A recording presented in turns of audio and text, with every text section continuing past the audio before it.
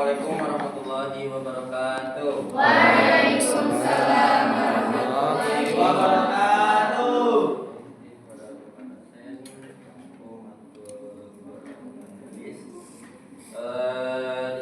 Baik teman-teman, di sini saya akan mempresentasikan tentang hadis keutamaan salat berjamaah.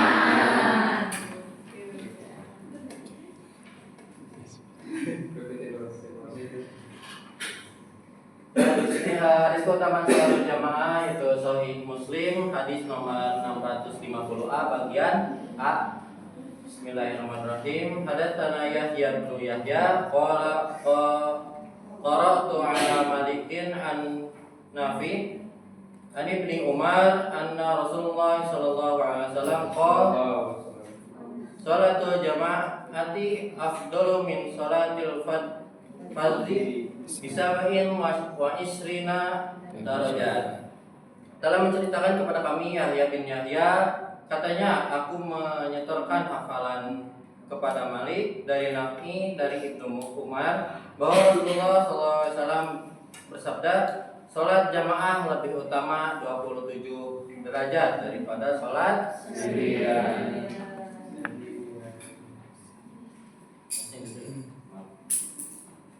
Dan kehidupan sehari-hari ibadah sholat sering terjebak dalam rutinitas yang menjadikan sekadar kewajiban. Padahal sholat berjamaah merupakan lambang persatuan, kekuatan ukhuwah, dan kebersamaan dalam ketaatan. Rasulullah SAW menekankan pentingnya sholat berjamaah dengan pahala hingga 27 derajat lebih tinggi daripada sholat sendirian yang mendapatkan berapa? 1.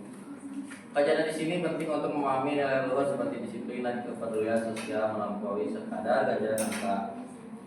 Apalagi kita udah memasuki dunia perkuliahan gitu yang dimana terkadang mungkin ya sering jam-jam kuliah itu mepet dengan sholat gitu ya, jadi kadang ya itu mah gitu keluarnya gitu, gimana jadwal keluarnya. Nah, diusahakan kalau misalnya sudah gitu keluar langsung sholat gitu ya, jangan ke kantin gitu, walaupun saya sering gitu ya gitu. Nah, untuk asbab al-wurud saya nanya-nanya ke ada ustadz gitu ya, ustadz waktu di pondok. Beliau kurang tahu, terus saya nyari-nyari di Google juga kurang tahu hadis yang ini tuh asbab al-wurudnya. Nah, tapi tidak hadis yang tadi itu yang 27 derajat itu asbab al-wurudnya tuh kurang jelas gitu dari mana-mananya apa sebabnya gitu. Tapi dari ini bisa diambilkan ada keutamaan salat. Nah, di sini juga ada kisah sahabat Nabi, kisah Mahjan bin Al-Adra. Jadi Mahjan sholat sendirian di rumah, lalu datang ke Nabi SAW saat iqomah dikumandangkan. Nabi bertanya, mengapa kamu tidak ikut sholat bersama kami meskipun Mahjan sudah sholat? Nah, ini saya ngambil dari mana ya?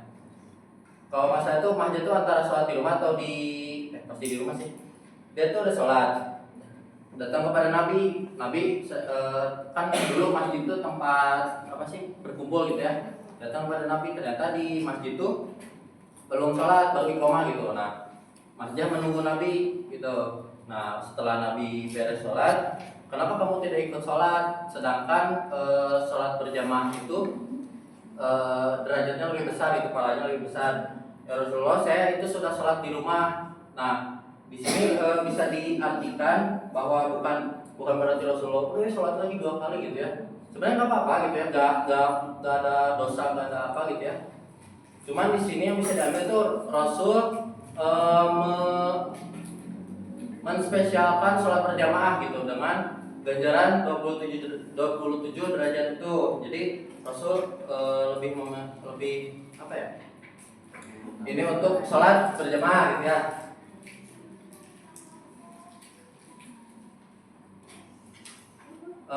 Bisa diriwayatkan Nabi SAW bersabda, jika iqamah telah dikumandangkan maka sholatlah meskipun kamu telah sholat di tempat sebelumnya. Gitu. Terus kan ada juga pernah nggak kayak waktu itu ya pengalaman Isan di pondok ada musafir gitu ya, tamu lah datang minta sholat berjamaah, pernah nggak ada yang lihat ya? Jadi kita udah sholat, nah udah sholat, cuman ada musafir atau apa, udah sholat belum? Udah, boleh ikut sholat bareng nggak? Nah berarti dia itu tahu tentang apa namanya? Tentang ya keutamaan ini ganjaran 27 derajat ini nggak diharamkan, nggak disalahkan oleh Rasul juga kepada sahabatnya Mas Jabir bin Al-Adro gitu, padahal ikut aja gitu ya. Nah Isan pernah lihat, teman juga pernah ada yang gitu, jadi yang datang dia mau sholat cuman nggak ada jamaah, minta untuk bareng. Nah itu berarti dia sudah tahu tentang keutamaan ini. Nah, riwayat perawinya ini hadis keutamaan sholat berjamaah diriwayatkan melalui sanad kuat dan dinilai sahih oleh ahli hadis. Sumber utamanya pasti dari Nabi ya, pasti dari Nabi SAW. Terus kepada sahabatnya Abdullah bin Umar. Nah, Abdullah bin Umar ini terkenal sahabat yang terkenal dengan ketelitian dan taat mengikuti sunnah. Jadi apapun yang dikatakan oleh Nabi, Abdullah bin Umar ini percaya bahwa itu adalah sunnah, adalah yang baik gitu dari Rasul maupun Allah gitu. Terus turun kepada Nafi di masa tabi'in, murid Ibnu Umar, perawi terpercaya dengan hafalan kuat. Selanjutnya Imam Malik bin Anas, pendiri mazhab Maliki. Terus yang selanjutnya itu Yahya bin Yahya At-Tamimi, murid Imam Malik yang meneruskan riwayat ke Imam Muslim.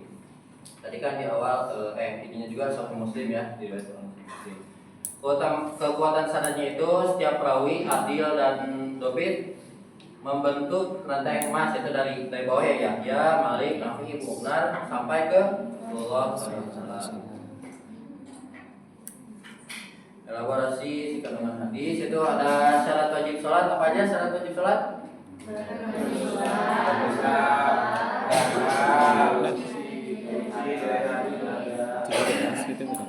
Ya beragama Islam, pasti ya beragama Islam wajib gitu ya, kan syarat wajib untuk sholat. Gimana kalau Kristen mau sholat? Ya ajak aja gitu ya, ada kan sering di TikTok ada yang ikutan sholat Jumat gitu ya, buat ngambil Jumat berarti. Terus yang selanjutnya ada berakal dan tidak gila. Pasti ya sholat tuh adalah doa gitu ya, ibadah kita berapa gitu ya, mau gelo sholat. Tapi ada juga ya di Isan ada yang kurang gimana gitu sholatnya, gimana dia tapi rajin, bisa juga kadang kalah gitu ya.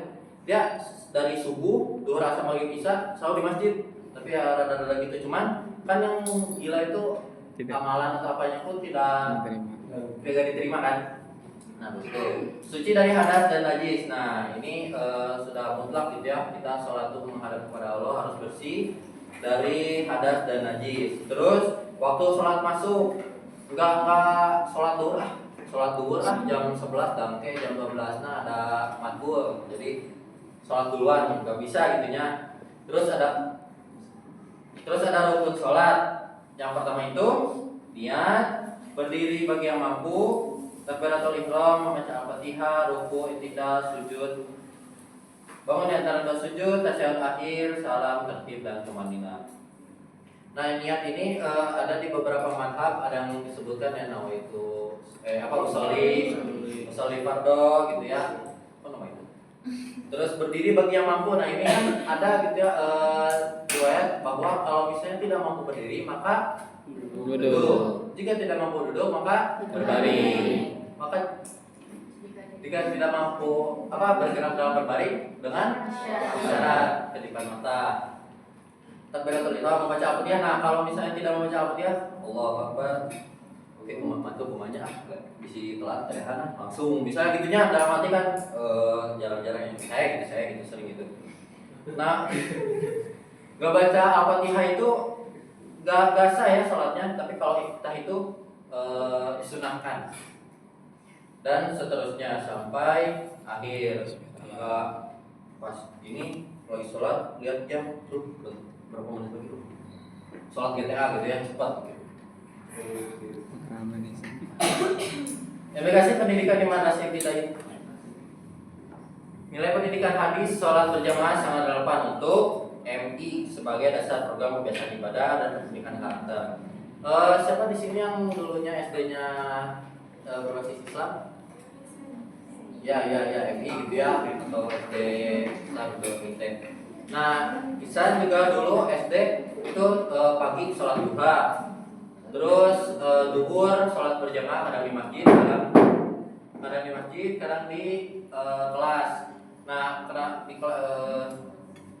itu sebagai pembiasaan kita kan, kita dari kecil gitu ya dibiasain. Kalau udah gede mah kita ke atas dulu Pak. Kan kalau udah gede gini mah suka ini ya, suka malas untuk sholat di masjid gitu ya. Ada indikasinya itu hubungan vertikal dan horizontal. Vertikal itu ke atas ya. Vertikal itu ke atas, abdominallah, dan horizontalnya itu abdominanas. Terus ada pembentukan karakter, murid belajar tepat waktu, disiplin, menghormati imam, dan menjaga kehusyuan. Jadi pembentukan karakter lah. Misal kan kadang sholat SD masih kita sholat nih, SD sholat, cuman guru itu kamu jangan gitu, kadang kan gitu ya. Tapi itu juga sebagai pembentukan karakter. Nilai sosial, berdiri sejajar dalam sah, melatih kesetaraan, jadi melatih kerapihan juga gitu ya. Relevansi kurikulum mendukung profil pelajar Pancasila dan rahmatan lil alamin, beriman, bertakwa, dan bergotong royong. Optimalisasi musola sekolah. Jadi sekolah itu bahkan di negeri-negeri sekolah negeri sekarang itu udah ada anjuran buat sholat duha, buat sholat wajib berjamaah, sholat fardu berjamaah gitu ya. Jadi agar si masjid atau musola itu hidup gitu. Selanjutnya ada metodologi pembelajaran. Tujuan ini untuk tujuan murid agar menghafal hadis keutamaan sholat berjamaah, memahami makna dan nilai, dan menjelaskan perbedaan sholat berjamaah versus sendirian, untuk menumbuhkan cinta dan motivasi, dan praktek sholat berjamaah yang benar. Yaitu ada pendekatan kontekstual, pendekatan nilai, dan teladan. Pendekatan kontekstual itu apa? Mengaitkan hadis dengan praktek sholat di sekolah dan rumah. Jadi misal guru membacakan hadis, itu mengaitkan dengan kehidupan sehari-hari, kontekstual gitu. Misalnya kamu misalnya sholat sendirian dapat segini, sedangkan misalnya berjamaah dapat 27 derajat.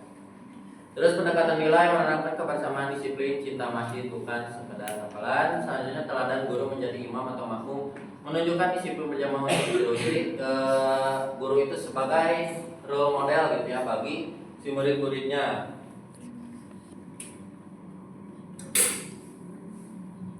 Selanjutnya itu ada metode pembelajaran. Metode pembelajaran itu ada ceramah, diskusi kelompok, demonstrasi, dan keteladanan. Jadi tadi ya ceramah gitu, misalnya ini guru menerangkan bla bla itu sudah biasa gitu ya, kita juga udah tahu. Diskusi kelompok misalnya mendiskusikan bagaimana cara kita untuk selalu sholat. Baik, mohon maaf apabila ada kekurangan. Sekian dari saya. Assalamualaikum warahmatullahi wabarakatuh.